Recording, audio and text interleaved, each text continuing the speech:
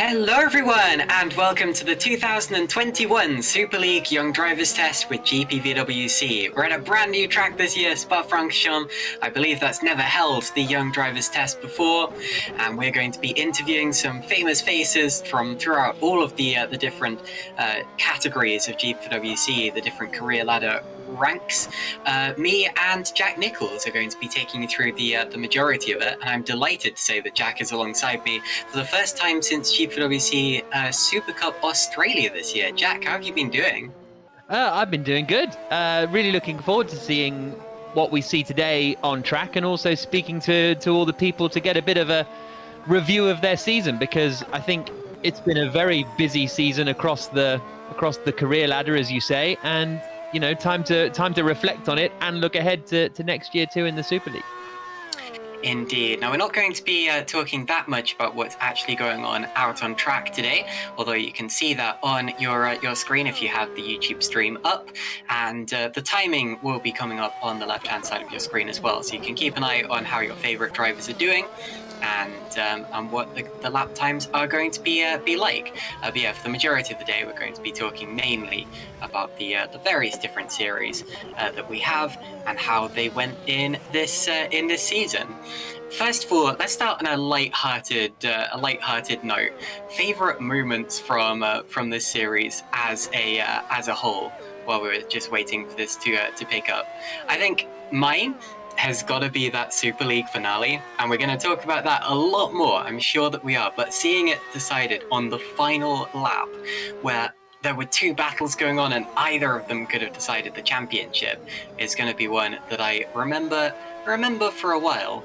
Now, Jack, I know you had some success as a driver as well as coming in to commentate a couple of rounds. If you had to pick a favorite memory out of, I guess, either of those as a driver or a commentator, do you know what that would be? Well, you know, I did win a race, albeit like 2 weeks later, because Darius Andre got a penalty. But my first weekend in Australia was a lot of fun, and it was very enjoyable. But actually, that one of the maddest races that I saw this season was that first race in Australia, race 2 in Super Cup in Australia, and McGorgy was crashing with Butcher, I think, and Stevens was involved in stuff, and McGorgy then won, and someone crashed in the pit lane, and then Philip Koenig, do you remember, on the last lap, Philip Koenig finished third, and then the best result that he had the rest of the whole season was a 10th place in Canada. And so it was like, what is Philip Koenig doing on the podium? It was unbelievable. So I think that was still one of the maddest races, and wasn't quite bettered throughout the year. Obviously, the Super League final was something else, though. I mean, that's when, you know, when it really comes down to it and it really matters, and you have that level of battle for the championship win. It's unbelievable. Indeed, absolutely unbelievable indeed. Now, I believe Heigo, who is streaming for us right now, so thank you very much for agreeing to do that, Heigo.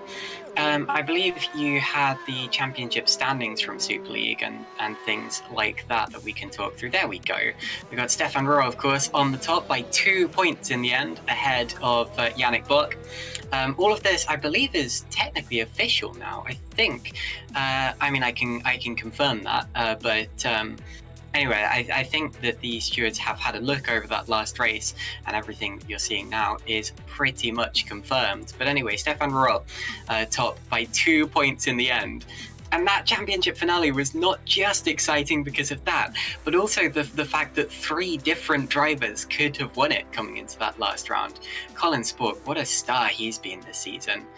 Leon Block, of course, also did a fantastic job. Didn't end up getting a win in the end, and I was a little surprised about that, actually, because there were a few drivers who finished behind him in the championship who did get victories. But I'm sure his time will come if he's going to be here with us next year as well. And then, of course, there were some drivers who should have been higher in the championship but missed a few rounds. Yannick Simoncic, Maciej Winnick, Fabrizio Gobbi, amongst those. And, of course, regular famous faces, Lauren Kearsmakers, David Feiduk, Riot Kilk, etc. Let's talk about some of the standouts from this series as a start. Jack, I don't know how much of the Super League races you saw this year, but what a star Colin Spork was. Yeah, he was so impressive because he was racing in Super Cup last season, I believe, and Super League late. Was he? Oh, okay. Well, he did some races in Super Cup, I think, here and there, and he was good, and sort of towards the front. But I don't know. I don't think I would have backed him for a real title push in the way that we saw. And even halfway through the season, he'd had a couple of podiums: second in Australia, third in Baku, second in Canada. But it was really just those final 6 races. Okay, he was disqualified from Monza, but if you exclude Monza, he was either second or first in the last 5 races of the season, and that's why he suddenly kind of launched into contention. It was really, really incredibly impressive. And I think sort of the same is true of Simracing, who obviously didn't do the last 4 races, but winning 3 on the bounce in the middle of the season in Austria, Canada, and Silverstone was really kind of eye-opening. Another win at Spa. But yeah, Colin Spork from the second half of the season, in fact the final quarter of the season, was just phenomenal. I believe he would have won the final 3 races had he not lost some of the force feedback in that last race. Yeah, absolutely. And of course, that would have changed the outcome of the championship. He wouldn't have won it, but he would have stopped Stefan Roll from winning it at the end of the day. And of course, with another series in Super League, I would have struggled to bet against Colin Spork for a real championship challenge, considering what he did in his debut season in Super League. But sadly, Jack, we found that he's actually going on to pastures new. We're not going to be seeing Colin Spork in the top flight of GPVWC next year. Well, then the question becomes who will be the surprise package this time around, and that's going to be the question, isn't it? And one of these drivers that's out on the grid at the moment, taking part in this young driver test, maybe will be one of them, and sort of the surprise package of 2022. Indeed, and it's going to be interesting to see who that'll be. If you keep your eyes open for the times there on the top left-hand side of the screen. Of course, they're not going to mean everything. There are drivers that are going to be out there doing different things, going for little race stints to prove what they can do in terms of consistency and things like that. But currently, you'd have to hedge your bets on one of those drivers near the top of the order. Plenty of time to go, though. Of course, we'll be talking later to other correspondents from different series about some of the big names that are racing there. I'm thinking in particular about Jake Dennehan, P8 in the session so far. I would be very surprised not to see him at least doing a few GPWC Super League races next year. So in terms of the rest of the rest of the drivers who were in that championship fight towards the end of the year, Stefan Rohr and Yannick Bock, the thing I loved about their championship fight, Jack, and I'm sure you noticed this as well, is that we're so back and forth. There was such a pendulum swing to it, and it created this beautiful narrative, very similar actually to what we have in the current Formula One championship, where Yannick started off strong with those 3 wins in the first five races, and then Rohr was there just picking up podiums consistently throughout the year, trying to keep himself in contention.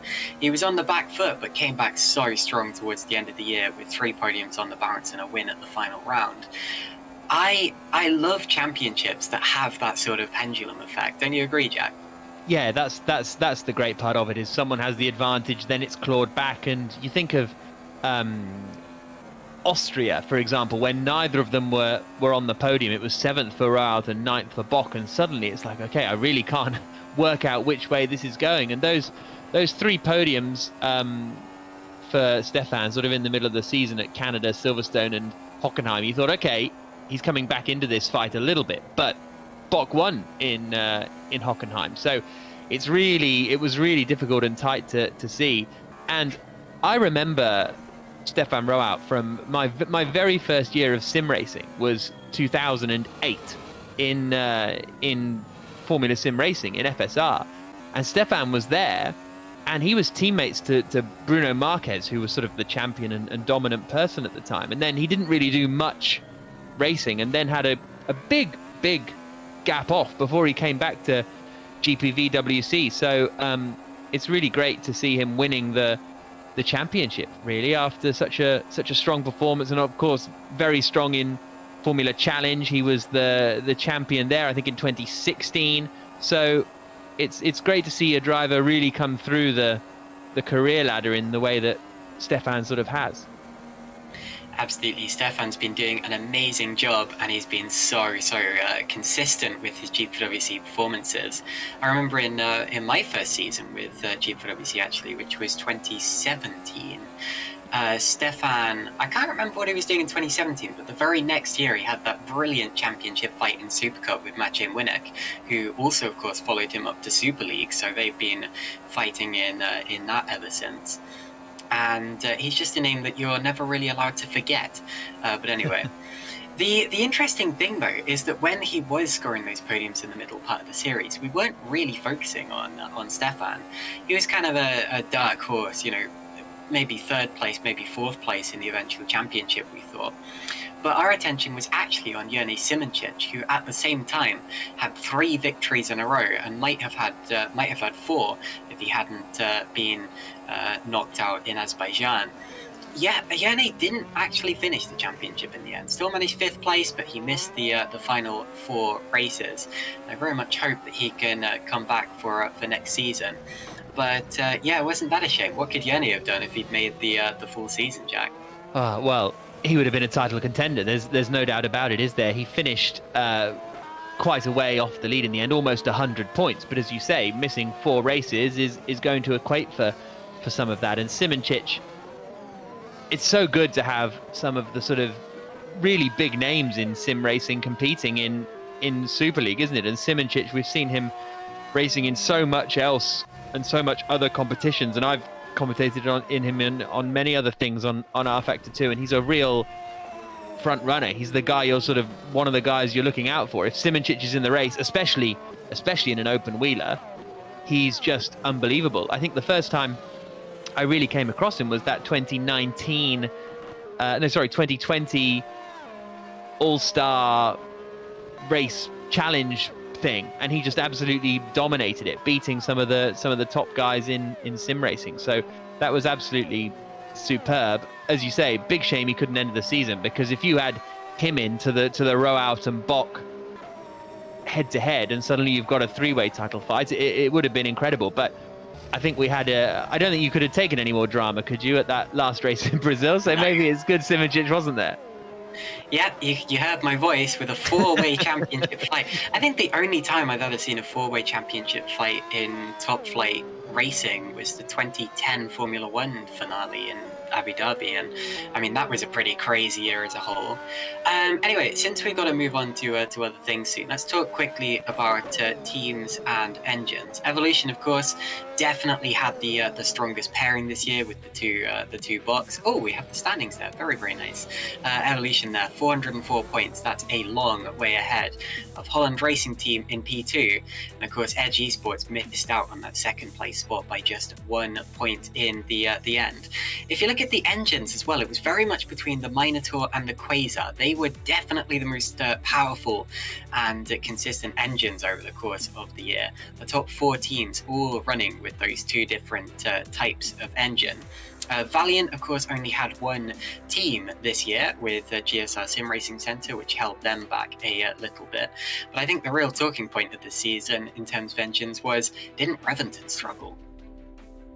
Yeah, it was a real surprise, wasn't it? Really, and it's so difficult. Obviously, the sort of the development part is such a unique thing in GPVWC, and it can be quite difficult to judge.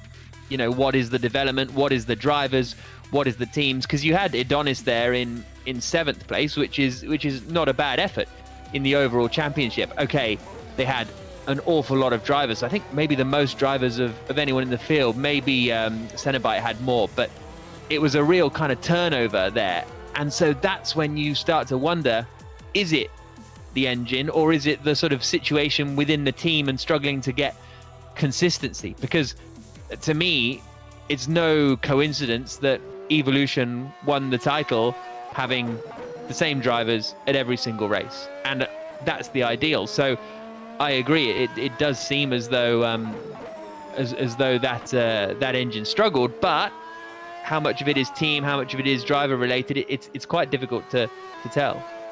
That is a good point. Of course, one of the main Reventon teams, Cenobite, had almost a different lineup every single round. They only kept their same two drivers 2 races in a row on 2 occasions over the course of this year, which is never any good for keeping drivers that know the car and know the team. A very similar thing happened at Adonis. Of course, the trouble with them is they started the season so well, and after the first 4 rounds, we thought they were going to be running away with this championship, with Duval taking the first win, Maguire taking 3 races in a row, and then both of them left the team in a shock withdrawal before the start of the Azerbaijan Grand Prix, and the 2 drivers who came in there failed to score points. So all of a sudden, the team was in the dumps and kept being that way until the very end of the season. So I'm glad you brought up the driver lineup being exactly the same all the way through the year for Evolution. I think that's really what helped them and their team. Yeah, definitely. And I think, like you say, if you have Maguire and Liam Duval the whole season, then suddenly that engine doesn't look so bad, and Adonis look like geniuses, you know. So it's really difficult to gauge on some occasions. But yeah, that development element of Super League is one that is firstly too complicated for me to get my head around, and secondly something that really makes it kind of stand out from a lot of other things in sim racing.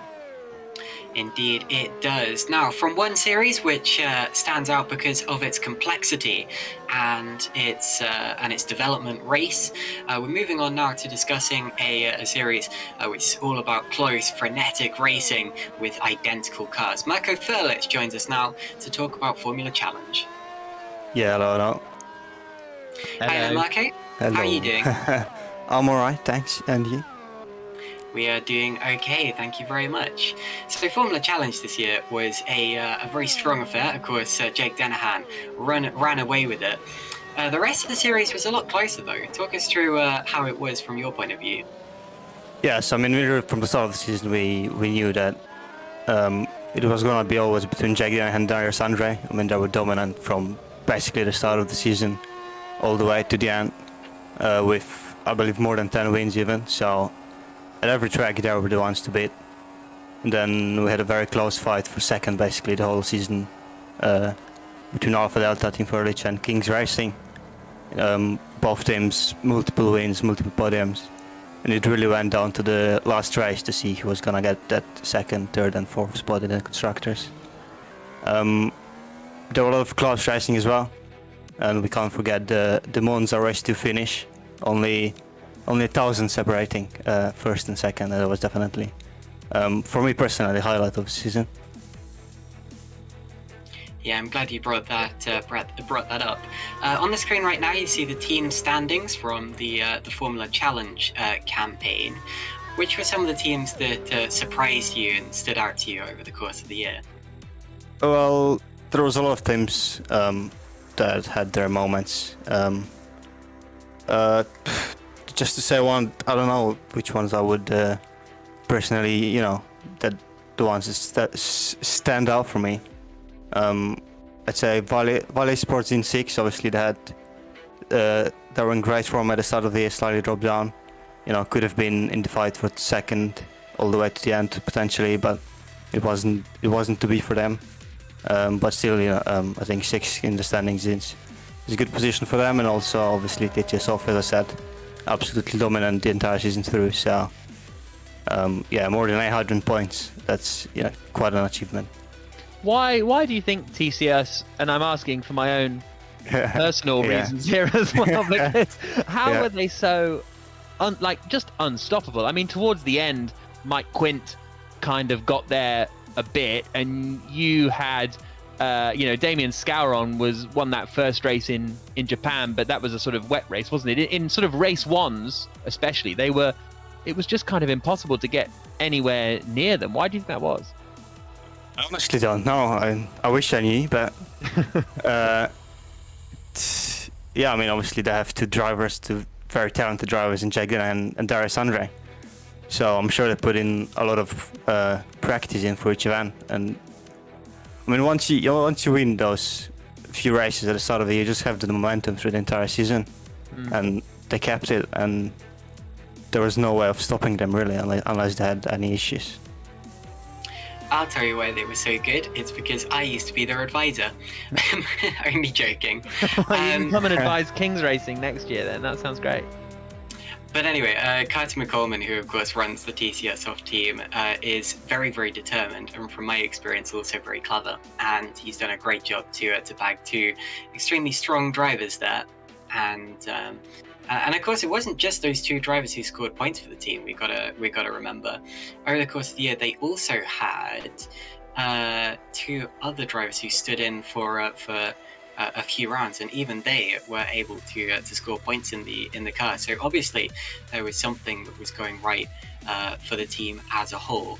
There you see the driver standings as well. We've already talked about the two main TCS Off drivers up the top there, but there were definitely other drivers who stood out over the course of the year as well, and some closer championship fights further down, weren't there, Marco? Yeah, exactly. One that stands out for me the most out of those top 10, I think, is Isaac Morris. He did the start of the season, then missed a couple of rounds, and then he joined back with TOP Sports, who did an amazing job in the second half of the season.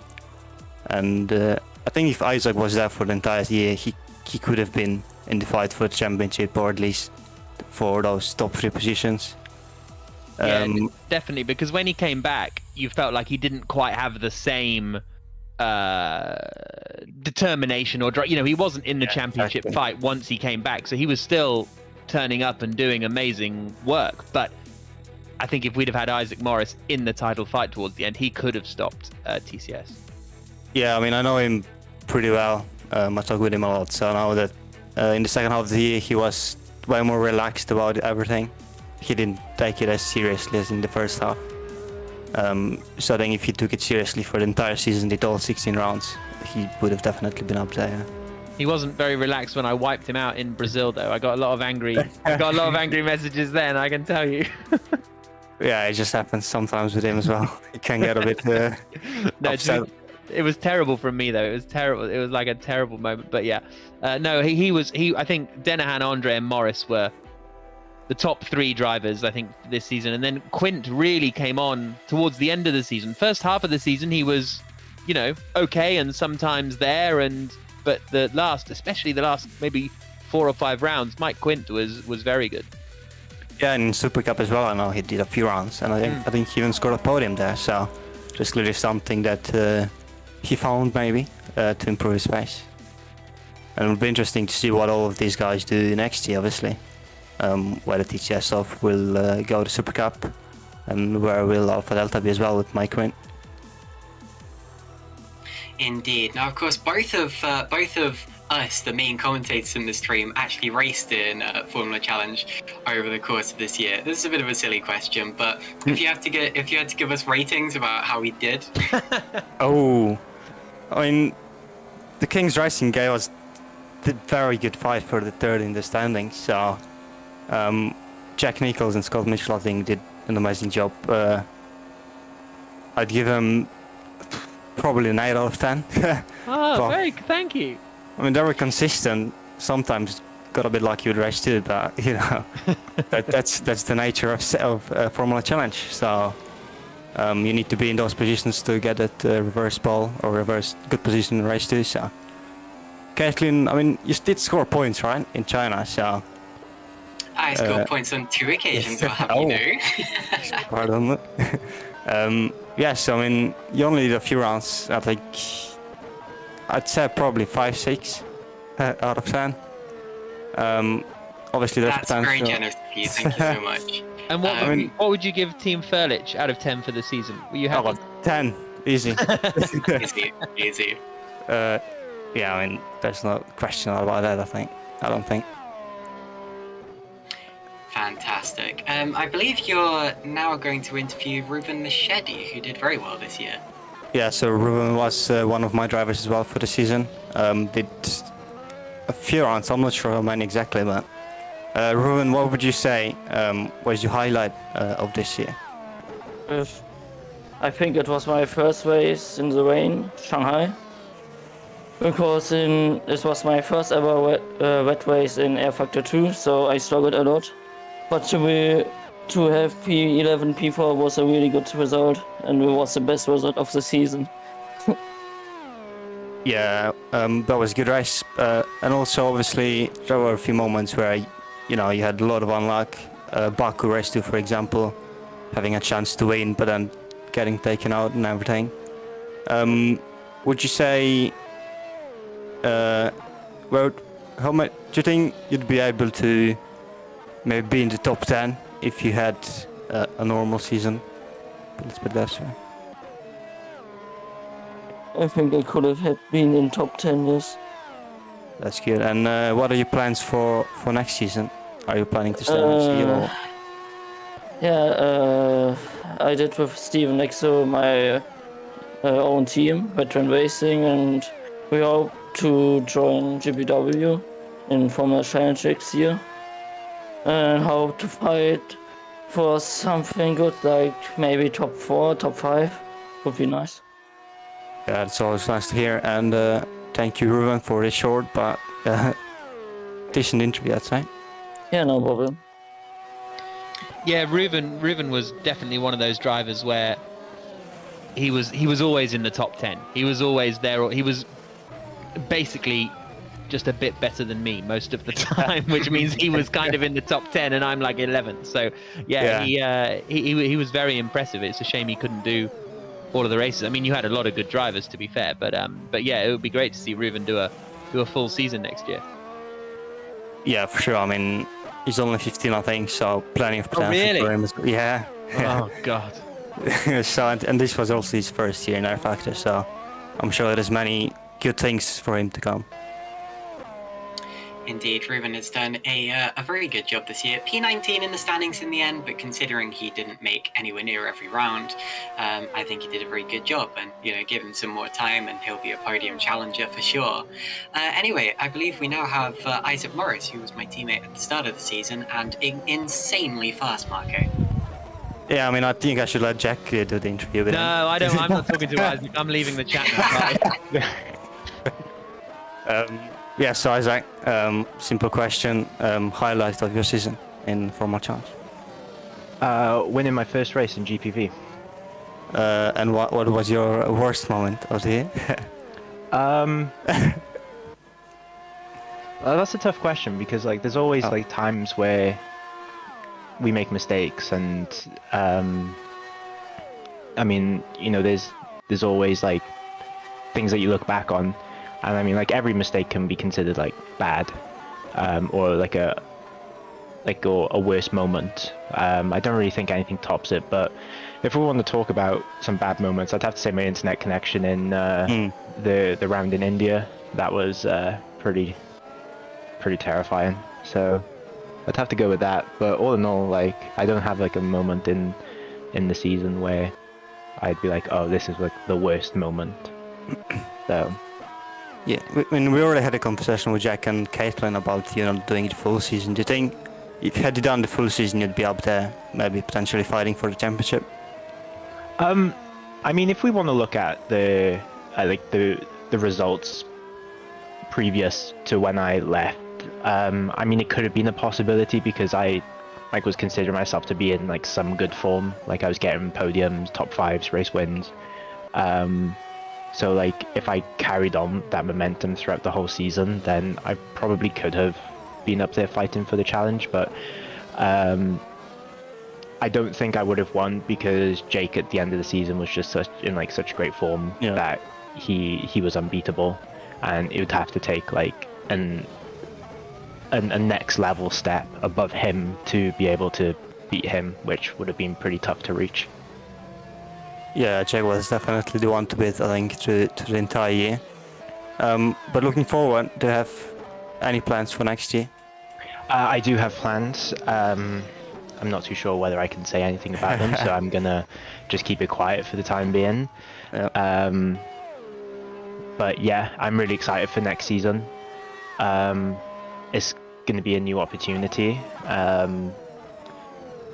But I'm just grateful that I had the opportunity to drive in FC this season. It was a really big learning curve considering last season I didn't do all too good. I think my best result was in round 1 in Australia last season when I was driving for Nova, not Finlandia, the other Nova. And I just struggled throughout the rest of the season, and then I came into this year with the mindset of just getting top 10s, and then I just ended up getting race wins, and I just used that momentum and that confidence then to carry me through. So hopefully I can do a similar thing next season with what I'm doing, and see where it takes me. So Isaac, you were quite surprised to be a front runner then this year. Oh yes, yeah.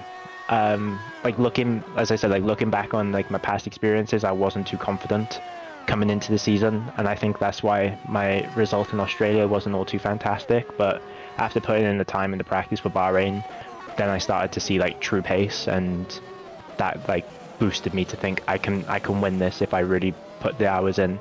And for a good amount of time, I think I was battling back and forth with Darius for the championship lead, and then I just took a sabbatical, and yeah. Fantastic. Well, Isaac, if I could give some very quick advice, I'm not sure how much you're going to be able to listen to this since you seem to be pretty set in your ideas for next year. I would actually encourage you to do another full season of Formula Challenge, because I feel like if you move up to Super Cup, it will be a harder challenge. But if you stay in Formula Challenge, I feel like you can fight for the championship, and it will probably be a more enjoyable challenge, I guess, especially if you come out on top. But I'm sure you've already got your ideas of what you want to do, so that's probably not very helpful of me to say. And I think you should leave Formula Challenge because you're far too fast. Well, I mean, I came into Formula Challenge for a base, is entry level, right? So it gives you a good idea of what the structure of the season's going to be like, and it also gives you a good idea of your pace compared to other people in that series. And obviously towards the end of this year, now I've done some Super Cup, and I've had some decent results there. Now I'm not giving away what I'm doing next season, but if I do go up to Super Cup, it's a new challenge. I've already done Formula Challenge, and I feel like even though I took the time away, I got out everything that I could with Formula Challenge, and I feel like I've succeeded to an extent in Formula Challenge, and now I can move up for a new challenge and try and push myself even harder. You never want to stay around in one series for too long, because then you'll end up either getting stuck or you just lose motivation because it's going to be so repetitive. So it's always good to get a new set in a new environment, with a new team, a new car, so you don't get bored and you just keep progressing. And that's quite important for me, because I always like to try and progress myself as a driver. And I'm not the greatest. There's people out there that are way faster than me and way more consistent, but I feel like if I'm driving against the same sort of people at the same pace as me, I won't improve. I've always got to be racing people who are faster, so I can try and learn off them and then progress, and to try and be the best. And that's going to be a difficult task, but it's definitely something that can be done with the right amount of time, the right help, and being in the right environment. 1 point to Jake, I suppose, or Jack, I suppose. Sorry, Jack. Yeah, no problem. Okay, so thank you for the interview there, Isaac. Back to Marco. Marco, what are your plans for next season? Actually, I feel like we should have asked you that by now. Well, it's the same principle. Either as a driver or a team principal. We're gonna continue obviously in GPV, whether we'll go to Super Cup or any other division. Obviously, we have to wait till the GPV day. As Isaac said, I completely agree with him. You know, you gotta move up, you gotta stay consistent, you have to improve as well. So, I mean, we want to go up. Whether we'll go or not, that's a different story, you know. So, we'll see. Okay, well, thank you for talking to us, Marco. We're going to move on now, but we really appreciate your time. And what a season of Formula Challenge we had. Yeah, it was a great one. Okay, take care then, Marco. All right, so I am delighted to welcome to the commentary box a good friend of mine and a very good young commentator, Ross McIntyre. Hi, Ross. Hello, Caitlin. Thank you very much for the very warm intro. Pleasure to be here. Fantastic. So, Ross, you were commentating Super Cup for the second half of this year alongside me. Now, I already know how Super Cup went because I saw it and I was there. But how would you describe it in your own words? Well, I'd describe it as a titanic battle between teammates and a chaos drama and a lot of fun the whole way through. Of course, we had Luke Maguire and Chris Butcher. Technically, it went down to the final round. Unfortunately, Chris was not able to attend the final round at Brazil due to being on his honeymoon or something stupid. I don't know. So, unfortunately, the championship battle was decided by an absence. But, you know, we had a fantastic battle the whole way through the season. It was always it was Maguire, or was it Butcher, who had a big late surge from Tom Stevens then as well, who hopefully we'll be able to talk to in a little bit. But it was just a fantastic season's worth of racing. And as I said, a great championship battle. Lots of fantastic on-track action as well. I mean, the Singapore races just stick in my mind as just a pair of absolutely chaotic races. Just, I mean, you were there, you know exactly what will happen, but it was just mental. And honestly, it was so much fun just, you know, to watch and to commentate over as well. And, you know, I was super happy to be given the opportunity to come along and do the second half of the season. And honestly, it was brilliant. And of course, as I said, it was a shame to be seeing the championship decided in the way that it was. Of course, you know, you want it to be settled out on track and not when someone unfortunately is absent. But Chris Butcher, you know, he was very happy in his defeat. Well, I say happy, but he was very accepting in his defeat. You know, he knew he did as well as he could. And of course, Luke Maguire, all he needed to do was essentially start race one at Brazil and he was champion, and he did just that, and he had a fantastic season as well, so I think it's very well deserved. But, you know, there's so many fantastic names out here in this Super Cup Championship. A couple of them we are seeing out on track tonight, and hopefully we'll be speaking to a few of them as well. And, well, yeah, again, as I said, you were there. It was a fantastic season's worth of racing, and honestly, I'm excited for what the future holds, not just for Super Cup, for a lot of these drivers as well in GPVWC. Well, there you see the Super Cup Championship from this year and the standings of what we witnessed. Which of those drivers would you like to see moving up to either Super League Lights or potentially the full Super League? Well, of course, you've got to go for the THR pair of Maguire and Butcher, haven't you? They were the dominant forces this season. They were so good. Tom Stevens as well in P3 had a bit of a rough start to the season.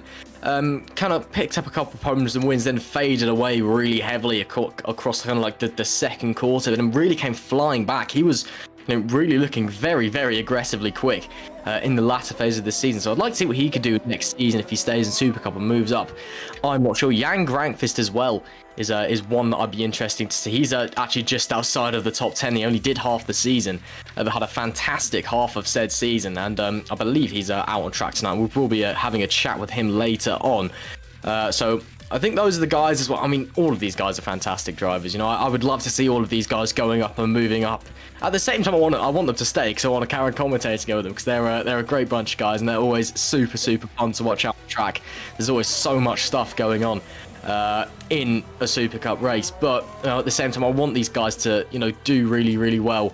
And a lot of the guys in the Super Cup field, they do deserve to be moving up into Super League Lights, moving up into Super League.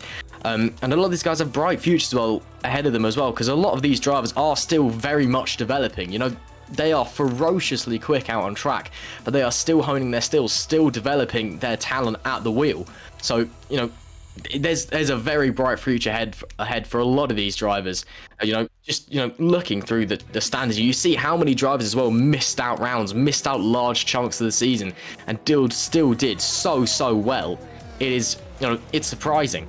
And you know, I think there is definitely a few drivers I think who could go very, very far and do very, very well. I think this year we just happen to have a very, very good batch of Super Cup drivers. I think the grid was just surprisingly strong, and of course even then the THR guys just dominated because that's how good that team is. It's not the Maguire and Butcher are just far and above the rest of everyone else. They're a pair of fantastic drivers. There you can see the team standings 300 odd points, actually 250 odd points ahead of HGP in second. It's just that the THR car was on rails all season long. It's just ridiculous. I think there was only... I don't think there was a round actually where THR did not walk away with a win. Actually, no, Brazil. So the final round... Oh no, Bahrain and Brazil were the only 2 rounds of the season where a THR car did not win a race, which is just, that's 2 rounds. 2 rounds out of 16, we did not see a THR car on the top step of the podium in either of the 2 races. That is just ridiculous. And you know, all credit to them. They were fantastic this season. But as I was saying, you know, Maguire and Butcher, they're fantastic drivers, but they're not, you know, a cut above the rest, shall we say, because it's such a tight field. A lot of these drivers are very, very talented. It's just that the THR car was so good, that's why they dominated. But, you know, stick a good person in a good car and they're going to go fast, I suppose, aren't they? But yeah, again, the team standings, you know, there's a few teams that were really starting to get this stuff together. Look at the end of the season as well. Gallery 82 and Multiforce stick in my mind especially. And, you know, I'm really excited to see what some of these teams can do next season as well. You know, what some of the drivers who are staying in Super Cup can do, some of the new drivers will be getting, and maybe some old returning faces as well who've maybe stepped back and then are coming back into Super Cup. Be interesting to see what happens. But yeah, it was a fantastic season, and you know, I'm super proud, super happy to be a part of it, and you know, it's just been a phenomenal experience to be able to come and commentate on these races because it's been a fantastic year for them. Indeed. Well, it felt a lot like THR domination, but would you like to know how many different winners there were in the Super Cup season? A lot. I know that much. I couldn't tell you the exact number off the top of my head. I presume you've got the figure. By my count, there were 9 different winners from races this year. So although THR tended to win at least one of the 2 races, the other one was anyone's guess. Yeah, exactly. I mean, it was, of course, in Super Cup we have the pleasure of 2 races, one of which is a reverse grid, to shake things up, and quite often the reverse grid race led to a bit of chaos, shall we say, and you'd often see, you know, drivers working their way through, potentially drivers you wouldn't expect to see normally on the top step of the podium taking home trophies. So it'd be interesting, you know, it was definitely interesting. Of course, that's just part of the format, and that just happens to shake it up. And, well, it's great to see, you know, such a wide variety of winners as well, because, you know, a lot of these guys out there deserve it as well, because there's so much talent on this field. It is ridiculous. And we're going to speak to one of those talents now in Jan Grankvist. Jan, can you hear us? Yes, I can. Hello there. Hello, mate. So, pleasure to have you along, of course. So, you finished P12 in the championship this year, which doesn't sound too good, but bearing in mind you only did half the rounds of the season, you know, you did pretty decently, picked up 4 podiums along the way. It's been a good season for you, I'd say. Yeah, definitely. I mean, looking even further back than that, obviously, I hadn't done GPV before, so I had to also climb all the way up through the academy field first, and then the Formula Challenge field as well, and then progress into Super Cup at the same time. Yeah, of course. It's a tricky thing to try and get through as fast as you possibly can. Of course, there is 5 divisions here at GPVWC Super Cup, being number 3 in that. Funny you say that, because the story behind me joining GPV, first of all, was actually I contacted Marco Furlich at first because I was bored. I didn't have anything to race, and Marco said, there's an academy race on GPV tomorrow. I'm like, wait, tomorrow? He's like, yeah, you want to do that? I'm like, I mean, sure. And that's how it all started. I literally joined GPV on a whim like that. Sorry to interrupt. No, it's no problem. I mean, it's been great to have you along this year. You've been a late addition to the championship, but a feist to be certain. Of course, as I said, 4 podiums this season.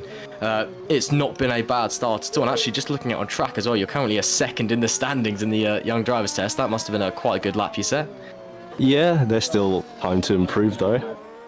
Yeah, of course, as we see Isaac Morris facing the wrong way and clarting into the barrier.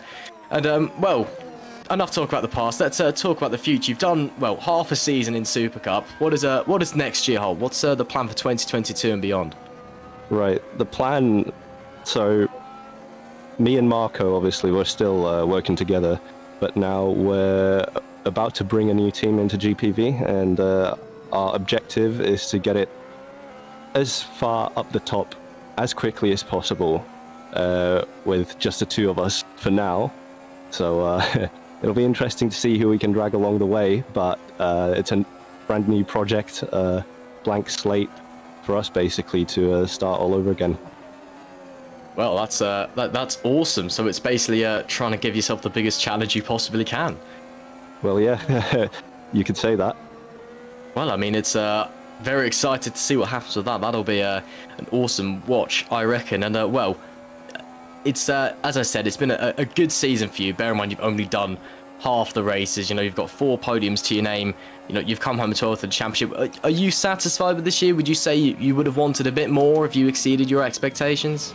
I mean, I'm definitely satisfied with what I've achieved so far. Obviously, I know how much I can improve and how much I could have done better, but that's all left for next season. Well, we'll just have to wait and see. Thanks very much for joining us, Jan, and yeah, great job this season, and well, I'm very excited to see what the future holds now. Yeah, thank you. No problem at all. That was Jan Grankvist from the Super Cup, and currently second in the standings in the Young Drivers Test as well. Finished 12th this season in the Super Cup, but as I said, only doing half the races.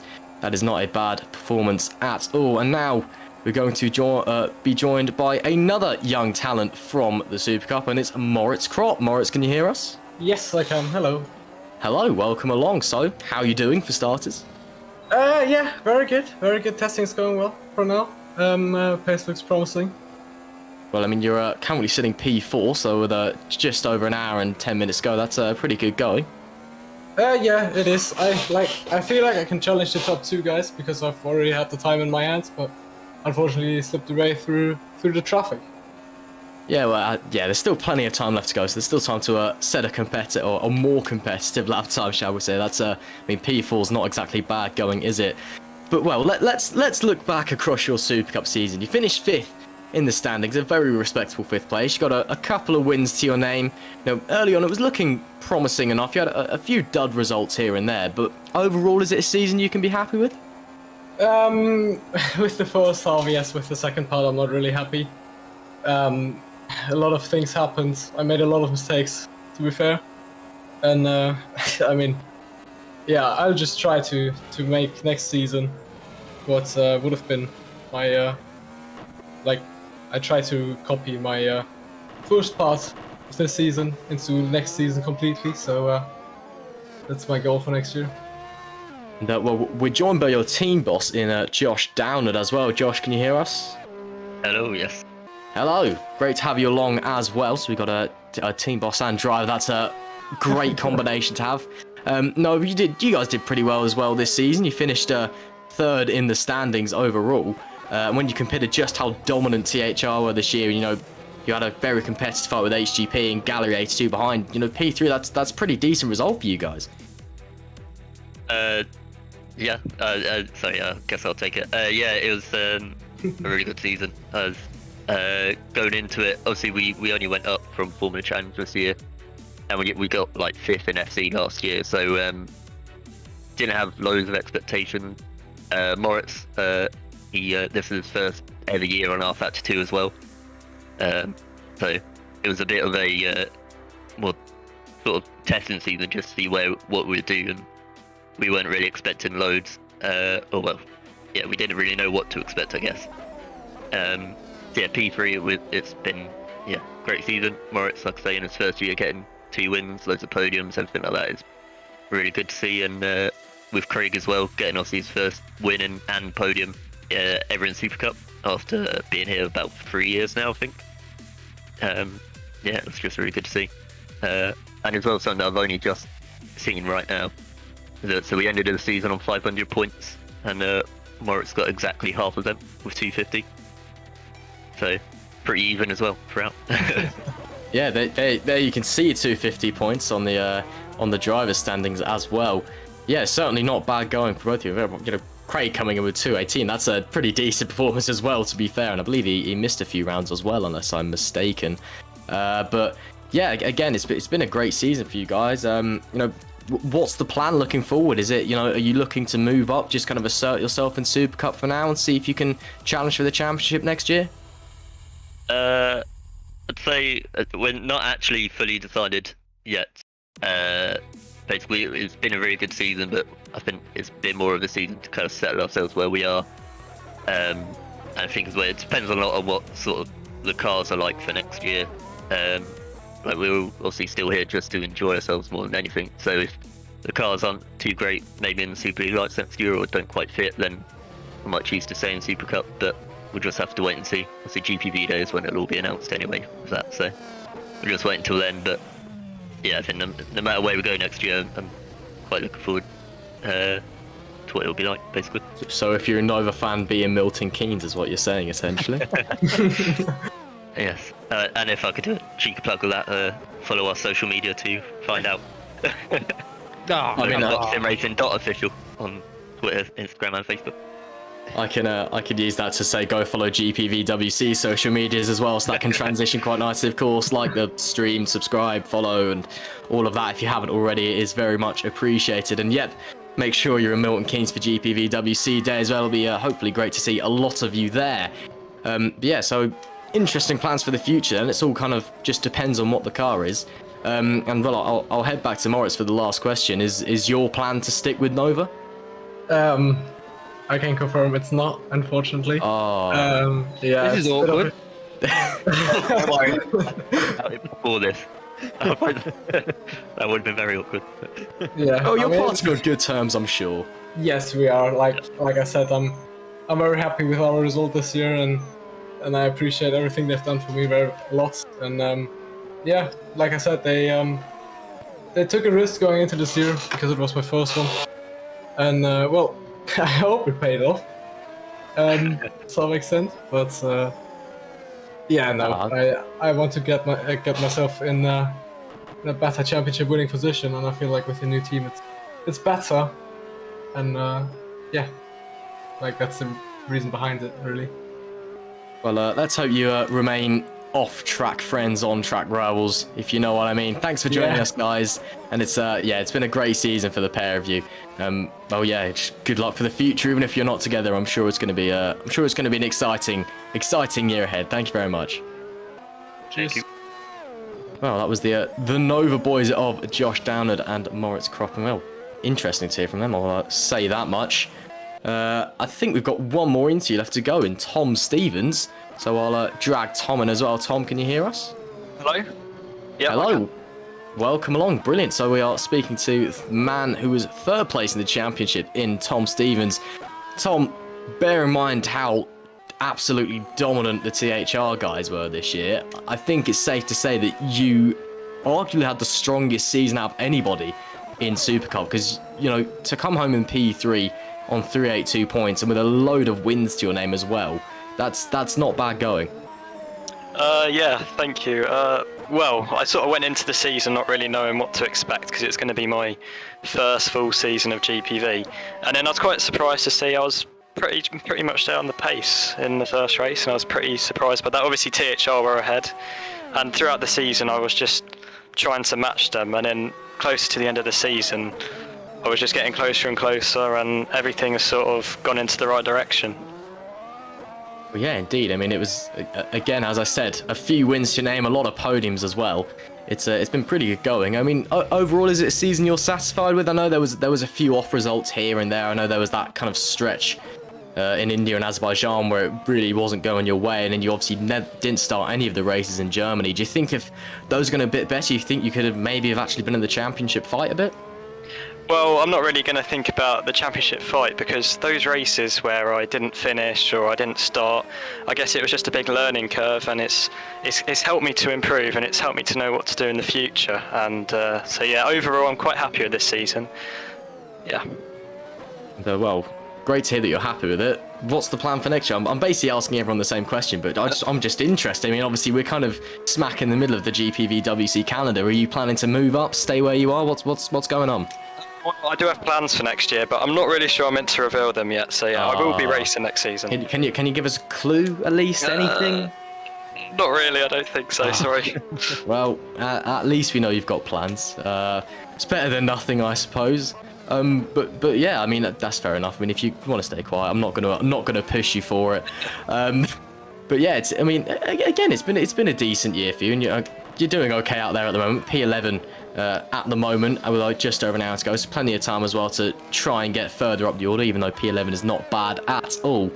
And again, I mean, you said it's been a learning curve. It's your first full year in GPV. You know, is the plan next year, whatever you're doing next year, is the plan just to, you know, come in and win a load of races, or just to keep learning, or, you know, what are you thinking looking forward to 2022? Well, ultimately, there's still a lot to learn, and in learning every single race, even though sometimes it doesn't seem like it. So I don't really want to start the season and go, right, I want to win the title. I'm just going to work it race by race and see how it goes. I think that's the best way to work at this moment in time. Well, that's great to hear. And again, you know, it's next year. It's a long way away. So is there a lot of work being put in over the winter, or is it very much a rest and relaxation time for you? I know it's different for everyone. A lot of people put in some serious hours. Are you just kind of going to chill, wait for the new car to come out? Well, last year in the off season, that's where I gained a lot in my ability on R Factor. I improved a lot in the off season, and that's just by doing different leagues. So it was just stepping away from GPV, not really driving the mods until the next year, and then just trying out a few other leagues, driving some different people, and then in a different format of racing, and then I'll probably start driving next season's car in about January, February, getting ready. But I think it's good to have a break, you know. Yeah, of course. And well, I'm sure that you're very much enjoying your break as well. It's been a long old year, but it's been a decent one for you as well. Thanks so much for joining us, Tom. And keep your secrets, but I'll be excited to see what you're doing next year. Thank you. All right, thank you very much. And that was Tom Stevens, P3 in the championship, and that, I believe, is it on the Super Cup side of things. Everyone's so Thank you so secretive, much, aren't Russ. they?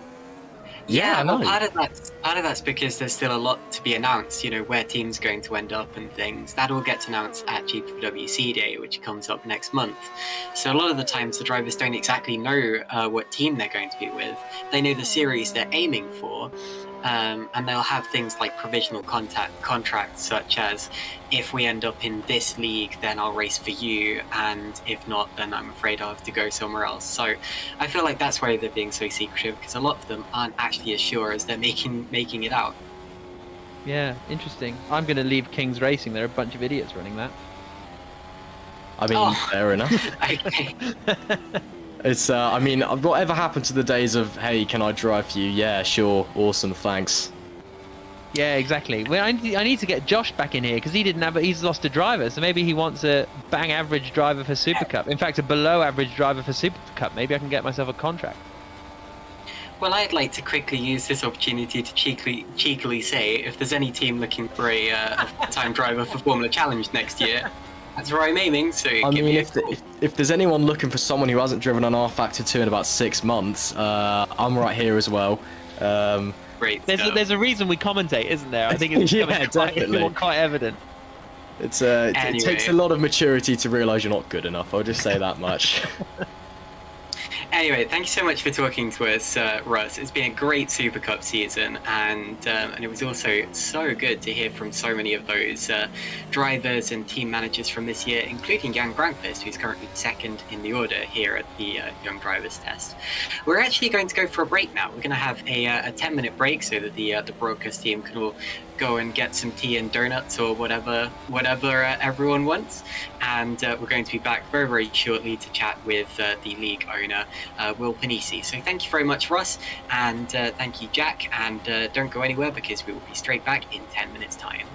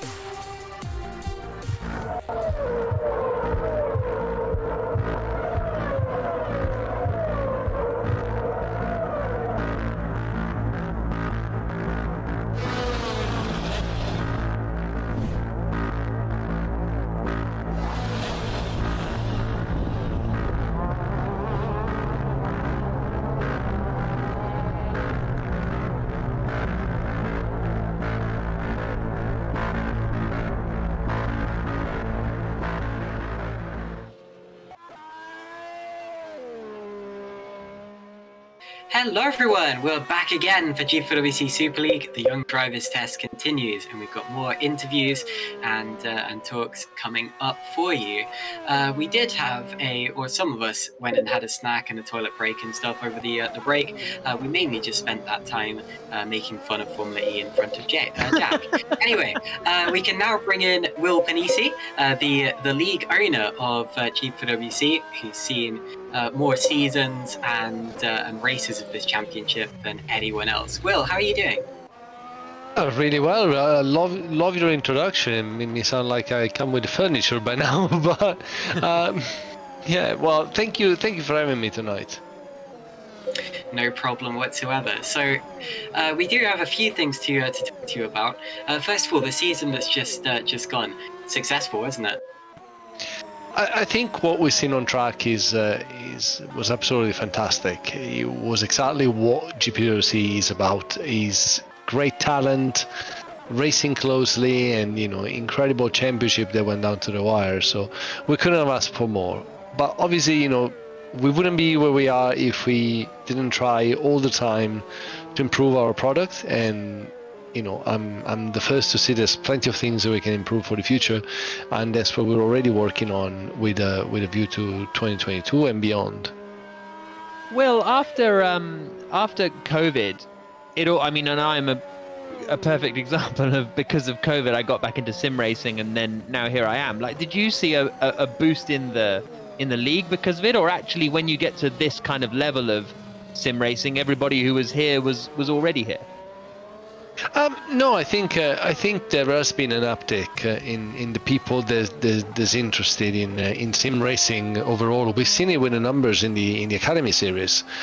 There's just so much interest, so many people that have seen also the top star of motorsport competing in sim racing during the lockdown. They've seen, from Alonso to Franchitti, and all these great names competing in on our factor, on iRacing, and they want to be part of this world. So obviously, when you look at the very top, there's more established names, people that have done it for a long time.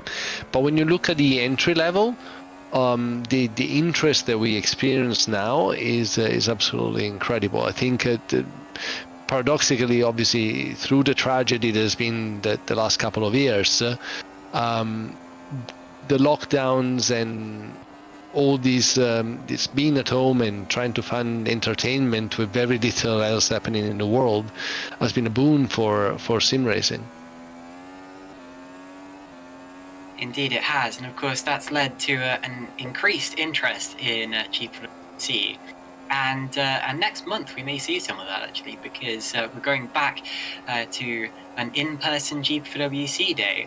I'm really looking forward to it, Will. What should we look forward to for GPVWC day? Well, first of all, I'm hugely looking forward to it as well.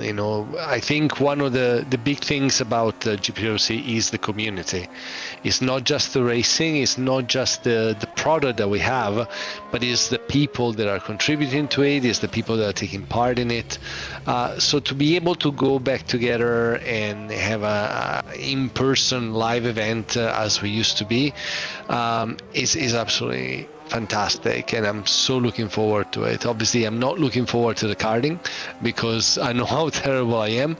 But it's still gonna be great fun, and there's a lot of other things that we're organizing these days for GPVWC Day. That's gonna be announced in the next couple of weeks. Obviously, not too far because it's not far away. Yeah, it's next month. What can we expect? Well, I don't want to spoil any surprises, but we're looking back at bringing back everything that maybe we lacked a little this year. We made great strides in a lot of sectors, but in a few others, especially on the management side, this year has been a bit difficult.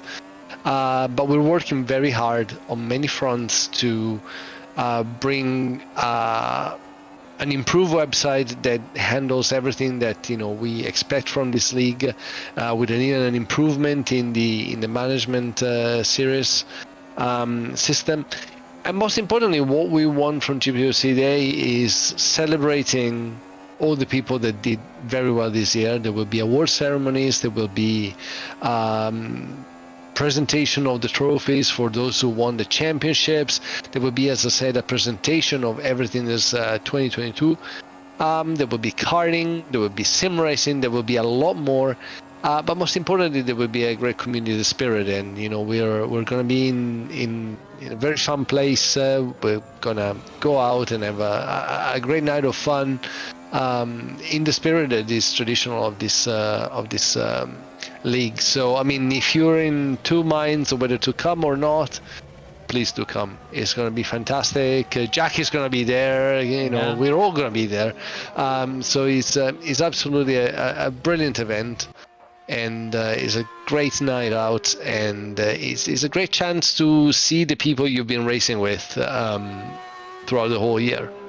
Is it that community spirit, Will, that has sort of not kept you around for so long? Because I don't want to make you feel like part of the furniture and a very old man, but like, you've been running this league obviously for a long time, but you're still here, you're still kind of part of it, and is the community a huge part of that? Absolutely, absolutely. Well, first of all, I wouldn't have been able to run this place for so long without the community. We all know that, everything you see, the league, the races, even this broadcast is only possible because of the amount of work put in by a lot of dedicated people. And the devotion, the commitment, the genius and the skill that these people put in is so hugely inspiring that in turn inspires me to keep also, keep going also when the moments are difficult, or and there's been a lot of up and downs over 2 decades. I mean, my first year in charge was 2003, so yeah, we're nearly it's going to be my 20th season in charge next year, Jack. Wow, that's terrifying. And I wasn't in primary school when I took it over, so you do the calculations. You're Bernie Yeah. Eccleston soon, yeah? Yes, just minus the money. No, but it's absolutely, it is the community, the people. Some of the people in this league are some of my best friends, and the relationship that I built over the years with people that just raced in this in this league, have been working for this league. It's just incredible. I think I remember the first time I spoke with Chris Williamson, and when he just joined as a driver, and and many years later we're still here, and still one of the first persons that I turn to if there's something, because I know his knowledge and I trust him fully. And the same applies to quite a few other people. So yeah, by all means, come for the racing, but stay for the community.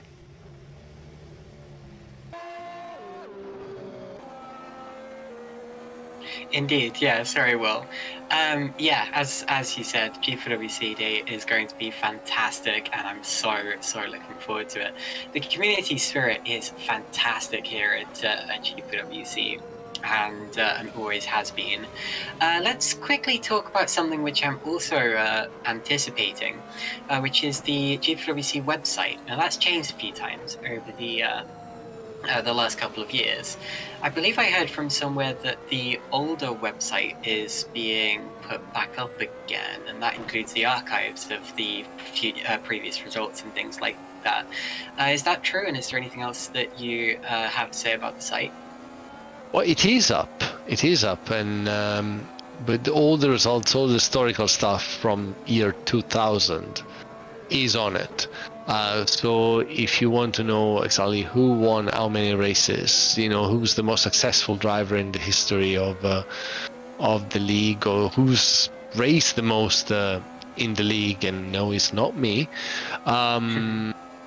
you can find out, and it's all of that, just in these days I'm, painstakingly adding all the material from this year.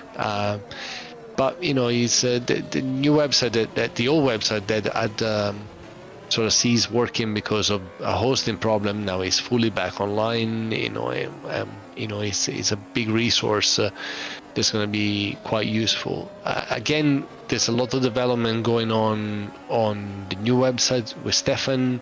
We're taking some of the scripts that so well served us in the past, and we're adapting them for the future. So I don't want to give everything away, because we're going to talk about this GPVWC Day, but I think it's going to be something that is going to be visually stunning, because we're so lucky to have great photography, great video, great music, everything needed to showcase the racing.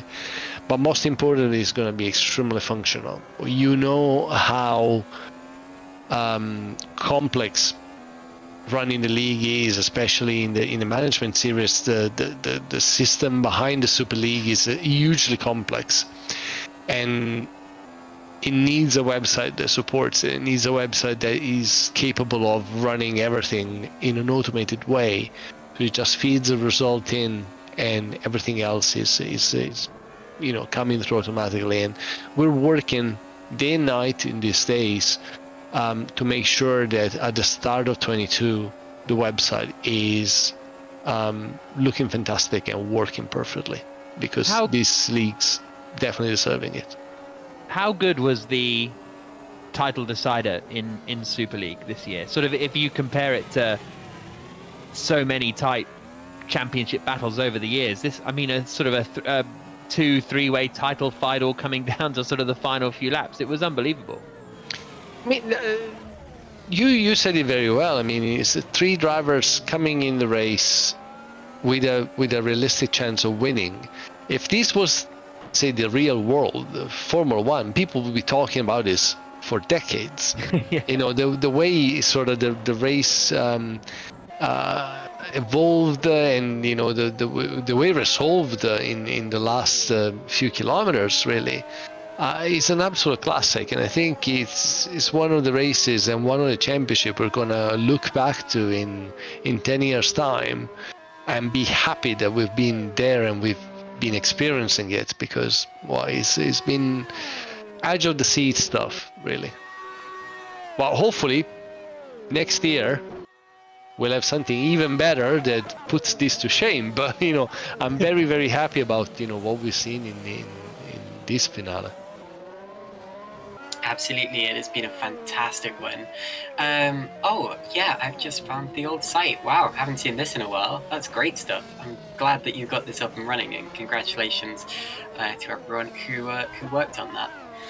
It took a lot of kicking. We had to kick the box several times for it to start properly. And now, Probably Caitlin, you can see just how bad I was in 2012 as well, so it's great. Oh, open link in new tab, Jack Nicholls. Okay, got it.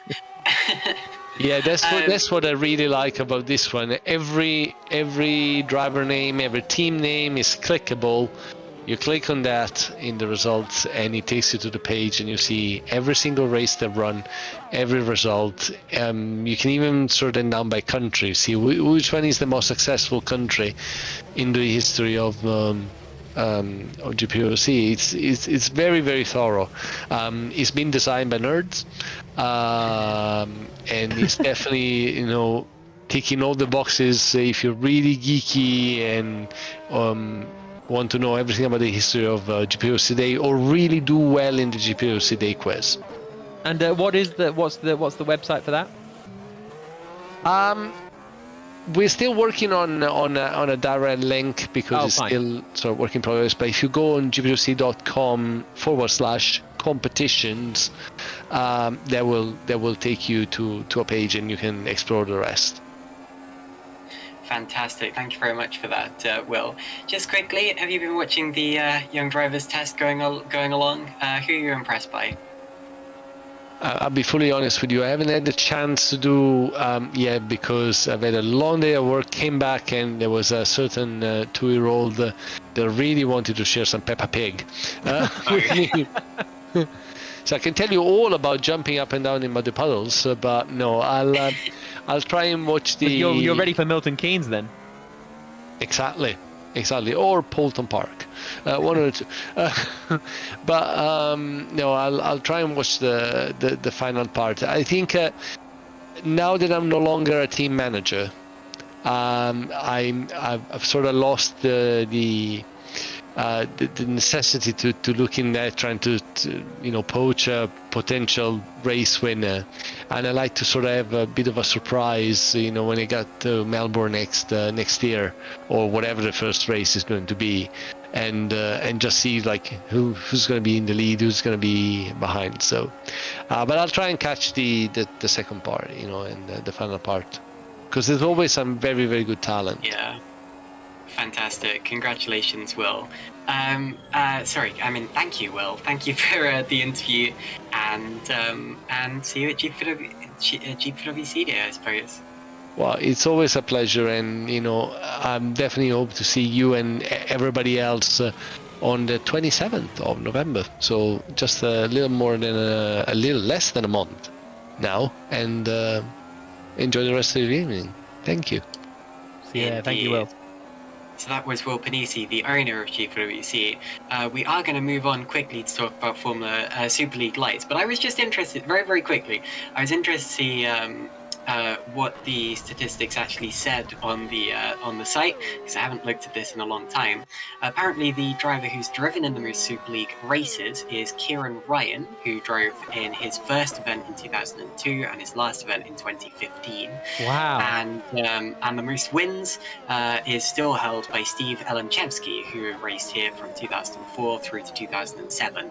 Those are the Super League statistics only, but there are also archives for all of the other series from former Challenge, Super Cup, even series that no longer exist, such as the Masters Series and the ITC and things like that. So go World and GT. I did a race World in GT. World GT in 2013, and I didn't finish, surprisingly. I won a race in ITC Div 2 once. Oh. Anyway, we can Enough about bragging. Yes, indeed. We can now talk to Ewan Gale, who was watching the Super League Lights broadcast, or was running the Super League Lights broadcast for the majority of 2021. Ewan, do you hear us? Yeah, you're loud and clear. How are you both? Fantastic. I'm okay, thanks. How are you? Yeah, all good. I'm in a nice little cold Airbnb, enjoying the young drivers test, and plenty of young talent on show as well, isn't there? Absolutely. So, Ewan, Super League Lights this year was also a fantastic spectacle to watch, as we expected it to be. Much more even cars than Super League proper, although much more competitive drivers and racing than any of the categories below it. So, how did you find the action out there this year? It was incredible. There was a small worry at the start of the season we were going to have a repeat of 2020 with a completely runaway winner. Matthew Williams was absolutely on fire in the first half of the season, and you sort of had to check your temperature any time that Matthew wasn't at the top of the timesheets. But you know, Alessandro Quintai for Pescara, Michael Ayres joined 3 or 4 races into the season, and some of the racing was incredible. I mean, my mind instantly goes back to Silverstone, where they went across the line absolutely side by side, to the point where the timing screen had to have a few goes at checking who had actually won the race. And myself and Men O'Connor, who were commentating that race, both called different drivers winning, which was fun. Who got it right? I didn't, unfortunately. I went with the timing screen. And the timing screen changed on me. So, you know, that is that's one you got to take on the chin. But I mean, incredible racing. You know, we've had wet races that have thrown up all sorts of drama, and the teams championship went down to the end as well. And Pescara won the teams championship, given that they came up from Super Cup from the year before. So, you know, that's an incredible achievement in itself. So, all in all, fantastic racing and so much enjoyment throughout the season. And there are the team standings from this year's Super League Lights Championship. Nowhere near as dominant in terms of the teams championship as pretty much any of the other categories that we had here this year. That's actually pretty close between Pescara and Stackstar. Yeah, so what you had Pescara, who had 2 consistent points, you know, top 5, top 6 finishers in Sandeep Singh and Alessandro Quintai. Quintai won 3 races, and Singh was always there or thereabouts in the top 5 or 6. But the problem is that Matthew Williams for Stacks had 6 race wins and ended up as the drivers' champion with a plus 66 point difference. Unfortunately, our dear friend Jack Mayer had some races where he just couldn't get the car in the zone for qualifying, and despite his good race pace, wasn't able to get up to where Sandeep was in that second Pescara. So in the end, that was the difference, really. But as you can see, it was really tight all the way down, and like I said, the championship was only decided in the constructors in the final race in Brazil, where, to be honest, Stacks needed a little bit of a miracle. There's the points standings, and yeah, Matthew Williams, like I said, really, it was his fast start that got him off to a flyer, and he never really looked back, even though his wins did dry up towards the end of the season. But yeah, I mean, what was interesting is that Matthew Williams and Quintai and Ayres were like the main sort of triple threat, if you like, but then behind that, you know, different drivers were always finding themselves in the mix for a podium, and that's what's so great about Super League Lights. It's a real test ground, for the guys and girls who want to have a look at getting into Super League, because there's never really a natural pecking order. You always get a few different drivers being able to get into the top 10 and have a bit of a battle, and then sometimes they'll drop back to the back of the grid where we're used to seeing them. But everyone gets that chance of having a good hard race, and that's why we see so many people then go on to the Super League and then provide that championship, of course the flagship, with such great entertainment. And you mentioned it a little bit earlier on, Ewan, but Kintai and Pescara both coming up from Super Cup. Okay, champions in Super Cup in 2020, but to go straight into second in Super League Lights, I mean, they've got a bright future ahead of them. Yeah, absolutely. I mean, the thing is as I said, they came up and they won, but they won in the same way that they won the Super Cup. I remember, I was commentating on a bit of Super Cup last season as well, and it was very much the same. Two drivers consistently fast, consistently scoring good points. And it doesn't matter how many races you win if you're in another team. The fact that they were always coming second, third, fourth, fifth, hardly the only time they were really finishing outside that is if they had a DNF. I think Kintai had a few non-finishes, a few first lap incidents actually off the starting grid. One was Austria, where you had a dry line on one side of the grid and a wet line on the other side. And yeah, I mean, you can't do much against that when you've got two drivers scoring that many points. Like we said, Jack, to be fair, Jack Mayer in the second stacks, he was scoring decently in most races, but it just couldn't handle the firepower of the two Pescaras. And it'd be interesting to see whether they stay in Super League Lights next season or whether they do make a jump up to Super League. And if they go up to Super League, I have no doubt they could challenge in that as well. Indeed, and of course several teams are going to be moving up to Super League this or for 2022. That's to be decided at GPVWC Day. So what are your expectations for next year in Super League Lights? Which teams do you think might still be there and have something to prove? And who have you been watching the lower categories to see kind of who might break their way in and try to make a challenge? Well, the obvious standout for me, if we're talking about drivers, is Tom Stevens, second at the moment in the Young Drivers Test, but also jumped into the Super League Lights at the end of this season and scored a dominant win in Brazil in what was a one-off standing. So, that's just natural talent, isn't it? Just jumping into the car and winning the race. So he's an obvious one.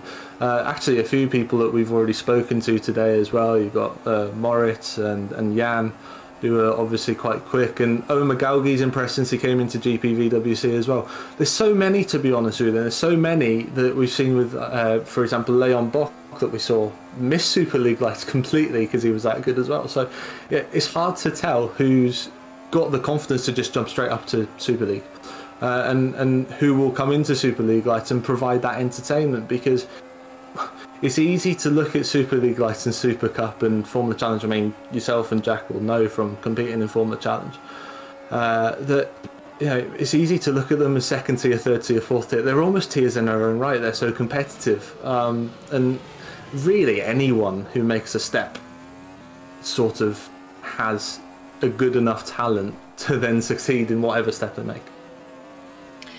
Indeed. Well, we should make a quick correction. Actually, the standing sheet that we showed Matthew Williams on 209 points. He actually scored 269 points, meaning, of course, that it wasn't quite as close as what we showed. But anyway, still a pretty exciting series.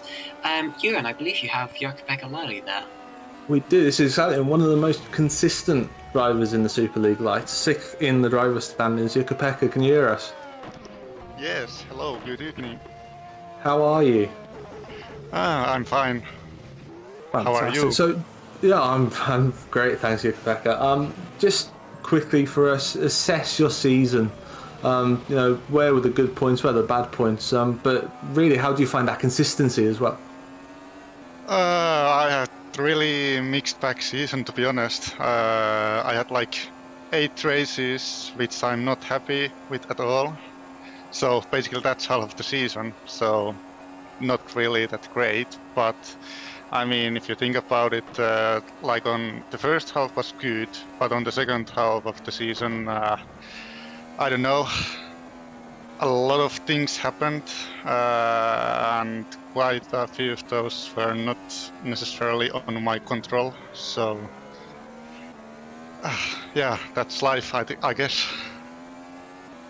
Now, we've seen you as well, maybe out of everyone who tends to be in that top 10 quite regularly, you tend to be able to make the alternate tyre strategies work pretty well for your favour. Making positions up on your grid position. How much do you plan that, or is that a reaction to your qualifying? Well, I think, obviously everything starts from where you qualify. I think this season it was pretty big improvement for me from the last year. For example, I was constantly inside top 10, and then obviously after that the race becomes easier. But obviously on the races it's all about managing your tires, and there's so many different things that affects your tire, and there was definitely some tracks where one reason or other I just couldn't exactly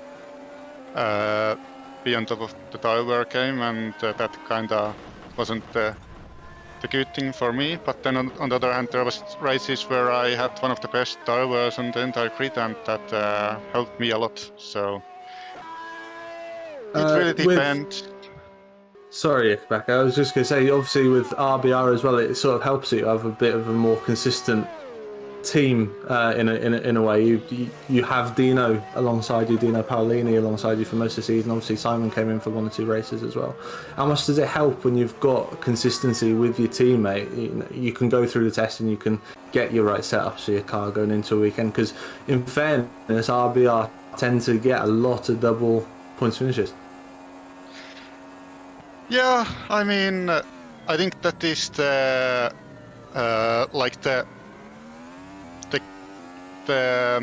recipe for success is to be in an environment where you can practice together and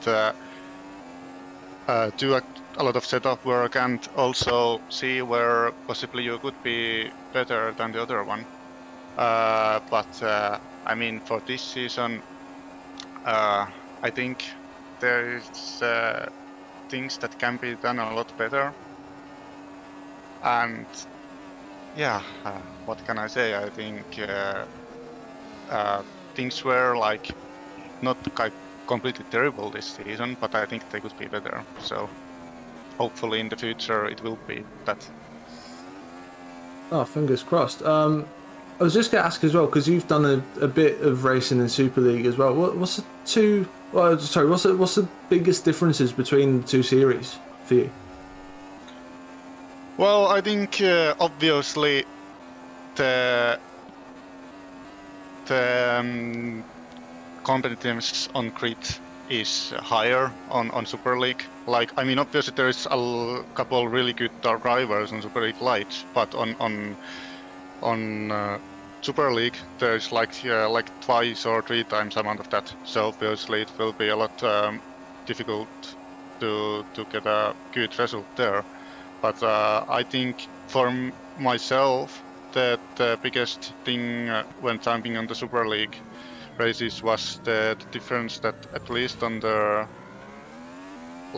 longer the season went on, obviously the differences that come on the cars, it's the biggest thing. Even though there isn't as big of differences at on it's not completely new car, but to figuring out what kind of setup changes you have to make from Superleague Light to Superleague car was kinda the thing that was causing some issues, and I necessarily wasn't able to optimize my setups to Superleague. So I think that is the biggest difference there.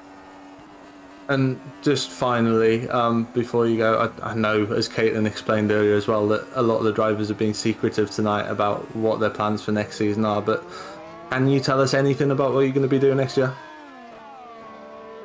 Well, I mean, well, I guess I would if I would know myself where I am going to drive. But the thing is, there is a lot of question marks and unknowns on that department. So I don't even know myself yet where I'm going to drive. So Well, I can't really fingers say crossed we'll see you more. on the grid, Yaka, because you're a star and we love watching you drive. So, yeah, fingers crossed we'll see you next year. Thanks so much for coming to speak to us. And we're also then joined by, as we've mentioned his name already, third in the championship and four-time Superleague Lights race winner, Michael Ayres. Michael, how are you doing? I'm doing good. How about yourself? Yeah, I'm good, thanks, Michael. I've already mentioned one of your race wins, Silverstone, your battle with Kintai, but 4 race wins over the season. You joined the season late as well.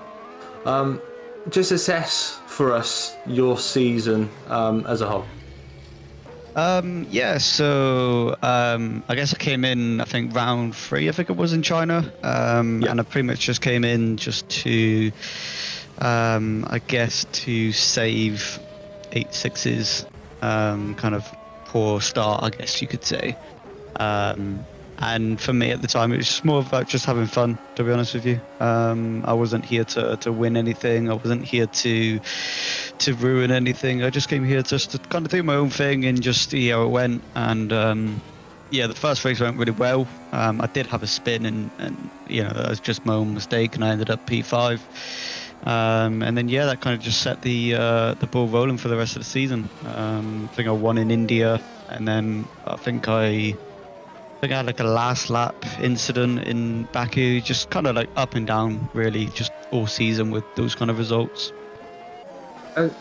You mentioned India then. I mean, anyone who watched Super League Lights this season, I mean, like I said, I've already waxed lyrical about the Silverstone race, but it's easy to forget how good your drive was in India. It started P9, I think, if I remember, and you absolutely flew through the field. And as you mentioned, it was only your second race, so was that because you were just there to have fun, because you had no pressure and you were just sending it, or was that as a result of testing to get the right car set up and you had your lines right for the circuit? Because obviously we haven't been to India for a while either. Yeah, so I stepped in for China one day before the race, so as you can expect, I had literally no practice. And I really enjoyed driving the car so much that when it came to India, I did a lot of practice. I made everything from scratch, made strategies from scratch. The one thing I didn't work on was my qualifying, and I guess that really showed by qualifying literally 9th.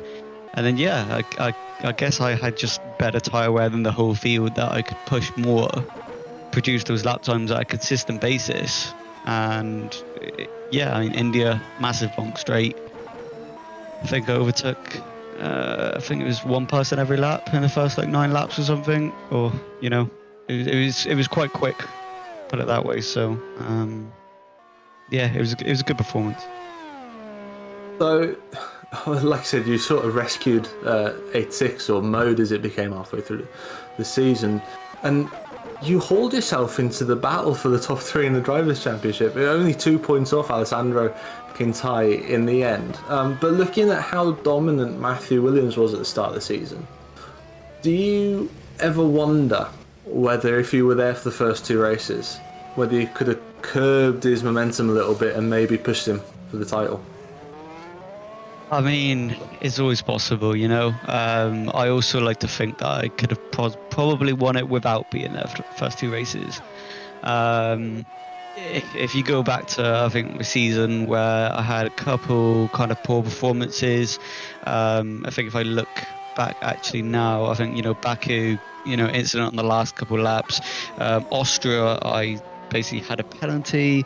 Canada, my engine blew up, and then Japan again, I had an accident. So if I was a little bit more consistent and just kind of accepted those 5th or 6th places rather than pushing for a podium or pushing for a race win, maybe I could have been there at the end. But at the end of the day, you kind of can't think like that, because if I was to finish P4, or if I was to kind of accept those, just point finishes and not go for it, then Williams could have scored even more points. So yeah, it happened.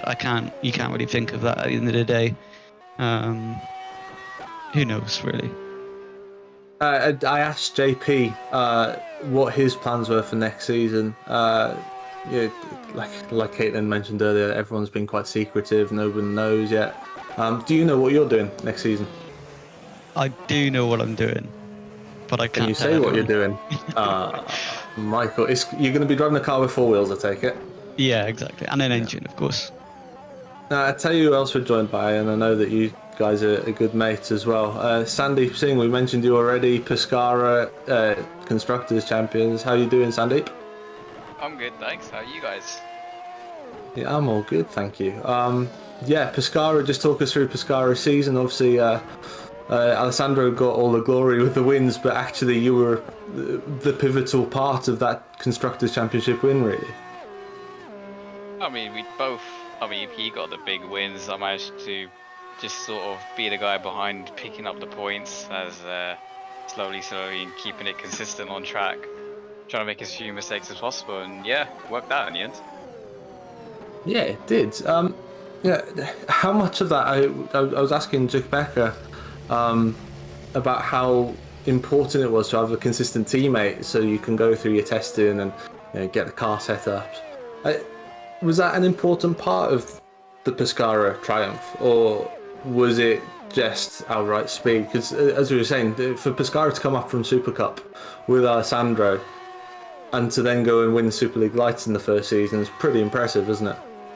Yeah. I mean, testing this year, I mean, we both had slow starts. I mean, in the results-wise, it didn't quite show because we were still in like top 5 beginning of the season. But like the car-wise, it took us a long time to understand how to set this car up and what we wanted from it. What we previously liked in last year's mod, in like what Alessandro had in Super Cup and what I had in Lights last year, didn't work this year. So we all both had to spend time adapting to a different style to get the most out of this car. And then I feel like I'd say the first quarter of the year was where we were learning the car. I'd say the second quarter, so like let's say Canada towards Germany onwards, we understood what we wanted, started getting some stronger results. Then I feel like after the summer break, we were both in tune with the car, and we were consistently nailing our qualifying and getting podiums, and Alessandro getting wins. Yeah, so yeah, like you said, Alessandro getting the wins, you in the top 5 and getting podiums consistently. Is there any highlights for you, like absolute standouts from the season that you think, yeah, that was a great race, and the one that you'd probably absolutely pinpoint? It was probably 2 or 3 races which I enjoyed this year. Michael, how was Spa with the 2-stop versus 1-stop battle we had there? I remember the last couple of laps. I was trying to be cheeky and trying to get DRS off him because I knew he was quicker. I really enjoyed that race. It was a nice strategic battle, even though he was like the hare and the tortoise. He drove away at the start on his 2-stop. I was trying to extend the stint, still keep good solid pace on my tyres. Then we ended up sharing the same piece of track at the end, which he came out with a win. Another race I enjoyed was Japan. Well, I enjoyed testing for Japan. I really thought we had a good chance to get 1-2 there, me and Alessandro, but the rain just threw us off. Whatever happened, the wet tyres on the inters just never worked with our setup. And then when I was actually happy when it went to the wet to dry phase, because then we got to show how quick our car was. I came from the pits all the way to P6 in the end, and saying some really good overtakes and fastest laps. Well, I enjoyed Brazil as well. Obviously it was a bit of a title decider, but I felt a little bit clutch when Alessandro had his issues in qualifying with I can't remember what it was now, but then I knew I had to make sure I nailed my qualifying, and then I had a really good race with a few of the guys up front and just missed out on a win there. But yeah, I enjoyed those 3 races in particular. And same question to you as the other guys. What's your plans for next year? Are you staying in Super League Lights? Are you going to make a jump up? I mean, we've seen you're in the test tonight and you're P6 at the moment. So, what's your plans? I don't know. I'll find out when everyone else finds out. Cryptic as always, Sandeep. Cryptic as always. Thank you, Sandeep. Thank you, Michael and Jukka-Pekka for coming and having a chat. Yeah, Jack, Caitlin, wonderful season of Super League Lights. Thoroughly enjoyable. Indeed. Thank you so much. Hopefully, that's covered it a little bit. Yes, indeed. Thank you so much for that, Ewan. It's great to hear from you, and of course, everyone that you just interviewed, Jukka-Pekka Lalu, Michael Az, and Sandeep Singh. Right, we are now into... Whoa, as we see a huge crash. That is spectacular stuff there from Owen McGorgy and whoever that Adonis driver was, who just flipped up in the air. That was amazing. Anyway, we're coming towards the final few stages of this qualifying, well, not qualifying session, this young drivers test session. And we don't really have anyone else to speak to right now. So Jake, or Jack, oh my God. Come on. So sorry. Yeah, we're getting to the end. You can see what the order is likely to be. Thomas Harvey currently at top of the times, but only 29 thousandths of a second in it, with Tom Stevens in second position. It's been a good one, and I'm sure that a lot of these drivers will be on a lot of teams' radars here. Yeah, absolutely. It's been really interesting to see the lap times coming in, and Harvey's 38.9 is very impressive. There's no doubt about that.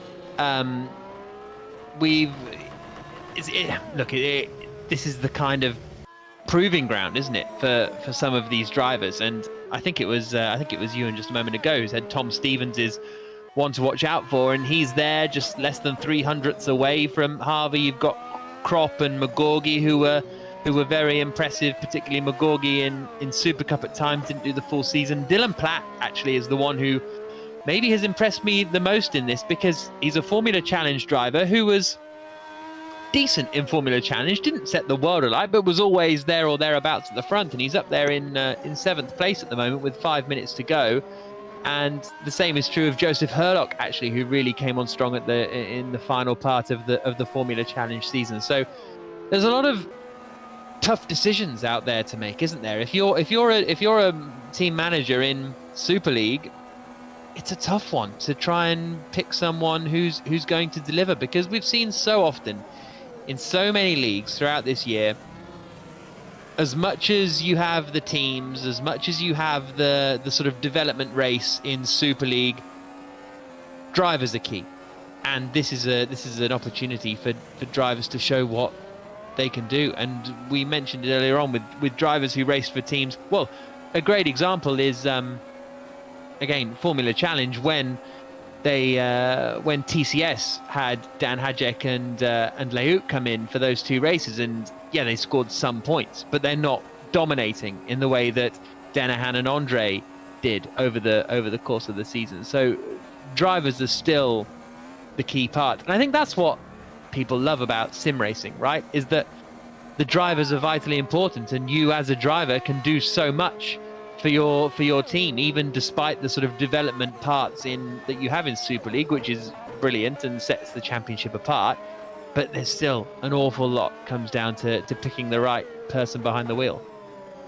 Absolutely, it is very, very important. I've just noticed that really sweet message on the halo of the Epic Racing Team car, which says thank you to the broadcast team. Thank you, Epic. That's very kind message to put on the halo of your car. Of course, the broadcast team run by Jack Mayer these days, and he does an excellent job of organising it and making sure that there's always someone to cover what you're seeing. And it's been a fantastic opportunity to be involved with that stuff over the course of the years. And thank you to all of our cameramen and and all of my co-commentators as well. Over the course of this particular broadcast, I've developed a bit of an addiction, which is that I cannot stop looking up different statistics on the brand new website. I say Okay, brand what have new you got? website, the rebooted website. Okay, so I was looking to see if any of the current drivers held any Super League records. David Fiduk this year became the driver with the most different points finishes. He has 116 points finishes in Wow. the Super League series, which isn't surprising actually for the double champion. Is he only a double champion? Yeah, he won it in 2014 and 2016, but wow, hasn't I didn't. had Yeah, because season since then. I remember meeting him on my first GPV day in 2012, and he was a real front runner. Then I didn't realise he's only won 2 championships. I would have said 3 or 4, but there we go. Yeah, but clearly plenty more points finishes. Yeah. And of course, his points tally is also comfortably in the lead of the all-time points list, because he has not only got all of those points finishes, but he's also been lucky enough to race in an era where they're basically handing out points like their leaflets, with points now going down into P15. But anyway, also apparently I have done the 10th most Academy races of anyone, and the joint 2nd most ITC Division 2 races of anyone, which is interesting to see. This ITC Division 2, you are clinging to that. When was this? It was 2018 and 2019. It ran for 2 seasons. And how many people were in Division 2? Oh, I also got 6 fastest laps. Woo, go me. Okay, no, that's good. Well, of course, it was Division 2. Division 1 was where all of the big drivers were. But, you know, I feel like I should cling on to it. It's you gotta probably take the it most when you can, success I've ever had in sim racing, yeah. Anyway, back to the Young Drivers program. Sorry for the little detour there, but anyway, Thomas Harvey is now... Oh, Tom Stevens is at the top, because Harvey's been demoted to P2, so it's Stevens now P1, 6,000ths of a second ahead of Harvey. It's very, very close up there. Yeah. Moritz Kropp is in 3rd place, not that far behind, considering that this is a very, very long circuit.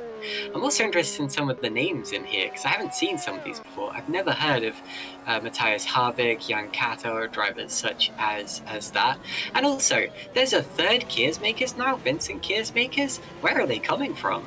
Oh, hang on, he's the... Well, hang on, no, I know of Vincent and Lawrence, so who's the other one? And then do you also know Matteo? Matteo Keersmakers? Oh, yeah, I do He was know racing Matteo. Super- I didn't realise there were 3. I think Vincent raced in Super Cup last year, potentially. Certainly, because I've been racing one of the Keersmakers since about 2008. It's a joke, and then they all keep popping up with slightly different names. But I think, well, then I don't know which Keersmakers I was racing last year in Super Cup. It was one of them, because I had a crash with them at Baku. Anyway, yeah, wow. Also, while we're on the topic of statistics, I've just got a very good one from Josh Downard, saying that his friend Jack Mayer is the only driver to have competed in every single Super League Lights race. So, Jack, I don't know if you know that or not, but you do now. Right, the checkered flag is out now at the end of the session. It looks as if the times are going to be Stevens first from Harvey. Moritz Kropp actually is still going pretty quickly out there. He's just set a personal best Sector 2, although sadly his Sector 1 was a long way off. Actually, if you look at Thomas Harvey's time there in the bottom right, he's gone purple in the first sector, which strangely is not showing as the same in my live timing. He's got a slipstream. Look at that! Someone gave he's him getting a slipstream nice for little long. toe. This could One be of the good. Mayor Downard cars. Let's see what he can do here. Can he pull out the P1 at the last minute of this Super League Young Drivers program? Bit twitchy out of the final corner. And he does it! He does it by 31,000ths of a second, so right at the dead, just as the Super League Championship was decided at the final moment. Thomas Harvey claims the Super League Young Drivers test at the final moment as well, Jack. and he's doing donuts to celebrate, as you might do. That was a great lap in the end from Harvey, wasn't it? As you say, he looked a bit scruffy through the bus stop chicane, maybe missed the second apex, but he gets there. So Thomas Harvey quickest, 300ths clear of Tom Stevens, but both of those guys really, really impressive. Crop in there, McGorgy. Dylan Platt from Formula Challenge up there in 5th place, which is pretty impressive. Liam Duval, who we've seen win races in Super League earlier on this season. Joseph Herlock, also from Formula Challenge, completing the top 10. But Harvey and Stevens, really impressive, I think, Caitlin. Indeed, I think that may have been George Whitehouse who gave him the slipstream there. It could also have been Owen McGorgy, P4. I think it was one of the McGorgy, yeah, MPRs. because then they crashed into each other. Did they? Oh, okay, yeah. So that was Owen McGorgy there giving him a helping hand. More of the drivers scrolling past your screen. Seems like everyone wanted P15 for some reason. Little bit of a glitch there, but anyway. Well, they all get a point. They all get a point, yeah, jolly good. And there is the bottom part of the order. Manu Clon, tut, no lap set for him. Disgraceful.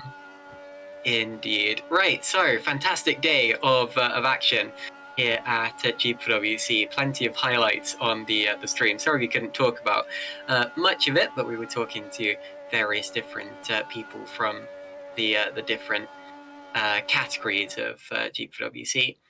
I am actually really upset that it's over, because not only does that mean that this broadcast is over, but actually that's the last time we'll see the Super League cards out at all in 2021, and we're going to have to wait until early next year to see some more action. And that is such a sad thing, because we've had such a good time, 16 rounds of jam-packed racing for you.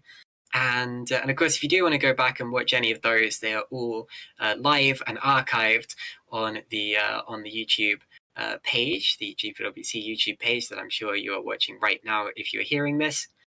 And they are not going anywhere anytime soon.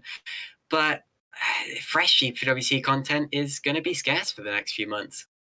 Well, unless you come to Milton Keynes in 4 weeks' time, and then there'll be all the content you can muster, isn't it? But yeah, looking forward to pre-season testing, which will get underway next year sometime, and the calendar will be announced also, I imagine, at GPV Day. So, I mean, I think this is the first time I've done a sort of full season. I did every single race this year, every single event. There's a final look at the Super League constructor standings. It's a lot. I think we're all ready for a little bit of R&R, a little few months off. And then the intensity when the season starts again for 2022 is going to be, well, intense. And I guess a final shout out to Stefan Roaut for winning the title by 2 points ahead of Yannick Bock and the 2021 GPVWC champion. Indeed, fantastic stuff. So that's all from us here in 2021. Thank you all for watching along in the YouTube stream, and also to the people who posted comments in the live chat as well. Basically, all the way throughout the season, because it has been very fun to read. Quick shout out as well to everyone else in the broadcast room who helped us out all the way through this year. Heigo Poom provided you with the cameras and the stream that you saw today. And Jack Mayer, of course, organised this broadcast and all of the others throughout the whole of the season. We've had plenty of different commentators and cameramen, so it's very difficult for me to give them all a shout out. But thank you to everyone who dropped in here today. Jack Nicholls, who was alongside me the whole time, Ross McIntyre, who spoke about Super Cup, Ewan Gale, Super League Lights, Marco Furlich, Formula Challenge, and of course thank you to everyone who took part in GPWC this year, whether it's a team, a driver, or a team manager, or any other personnel. And I hope I can see as many of you as possible in Milton Keynes in a couple of weeks' time. Jack, do you have any closing words before we end Super League for 2021 altogether? No, yes, I was going to say no and then talk, but yes, just a big shout out to all of the volunteers who put all of their effort into putting everything on. I mean, I did the first race with you of Super Cup in Australia, and I've done this young drivers test. I haven't done anything in between, but you guys and Heigo and Jack Mayer and Ross McIntyre and Ewan and everybody else who's and Menno Clont and Josh Downward and all of those of you who have been working so hard to put these broadcasts on. I think we're all hugely appreciative. So thanks to all of you and to everyone who volunteers at the league. It couldn't happen without you. I almost don't want to end the stream now. We could do a whole other stream of just going through pointless GPWC stats and things Well, we like could, that. but my takeaway pizza just arrived, so I think it's time to go. Yeah, I'm afraid we do have to end up the year. So that's all, and we will see you in 2022. Good night.